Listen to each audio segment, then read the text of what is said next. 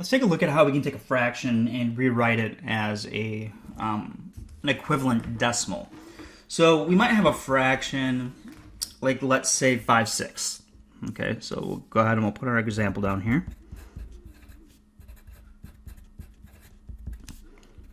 So 5/6. We want to go ahead and convert this into a decimal. Okay, so it could be, since this is a proper fraction, since 5 is less than 6, this is going to be 0 point something. Now, how do we go ahead and do that? Well, what I'm going to do is I'm going to set this up. This, remember, is the same thing as 5 divided by 6. And so I'm going to set it up with the standard algorithm for division. So if I'm taking 5 and dividing it into 6 pieces, the first thing that I notice, I'll extend this bar out a ways, the first thing that I notice is that 6 is already bigger than 5, and so larger than 5. So I've got a problem right here. So what I'm going to do is I'm going to introduce a decimal point. Okay, and I'm going to drop it down here as well. But you really don't actually need to put it in there. In fact, it might, for some of you, it might be easier to look at without it in there, like that. And so once I put the decimal point in, I'm able to add this 0. So now I've got the number 50, and I want to divide it by 6. So 6 goes into 58 times, with a remainder of 2, because 6 times 8 is 48. We'll go ahead and do our subtraction. And there we go, we've got our 2. Now, I can put an infinite amount of zeros here, so I can keep doing this process.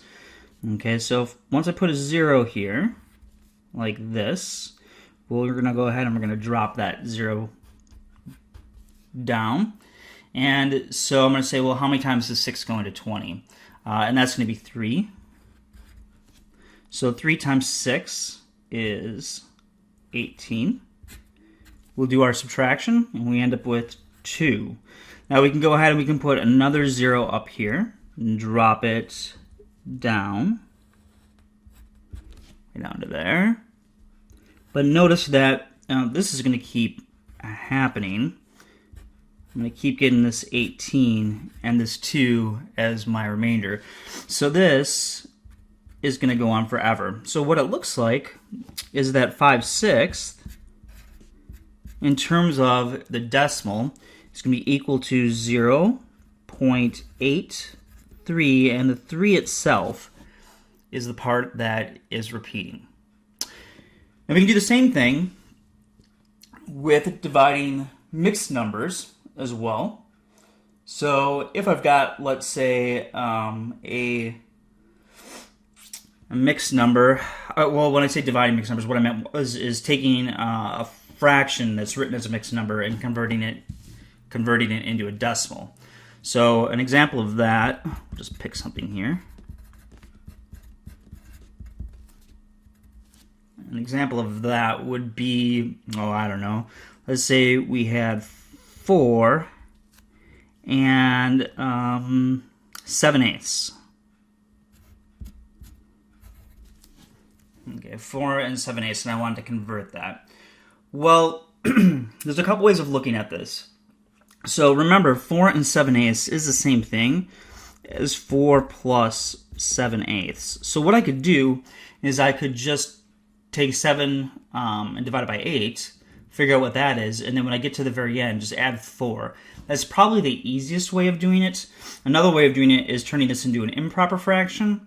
So I would take the 4 times the 8 with 32, plus the 7 gives me 39 over 8, and then do the long division out that way. But working with 39 is a lot more difficult than working with the 7 here. Okay, so I'm going to go ahead and I'm going to leave this. Now what I'm going to do is I'm going to figure out what this is as a decimal, and then I'm just going to add 4 to it. So 7/8, that fraction as a decimal, well, that's the same thing as putting 7 here, putting 8 out here, And we're going to go ahead and put our decimal place in there so that we can go ahead and we can drop that first 0 down. So I want to know, how many times does 8 go into 70? Well, 8 times would give me 64. Nice good subtract there. And I would end up with a 6. And now, if I put another 0 here, we'll drop that down. 0 here. So how many times does 8 go into 60?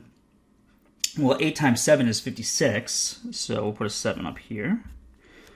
So 7 times 8 gives us our 56. We'll subtract, we'll get a 4.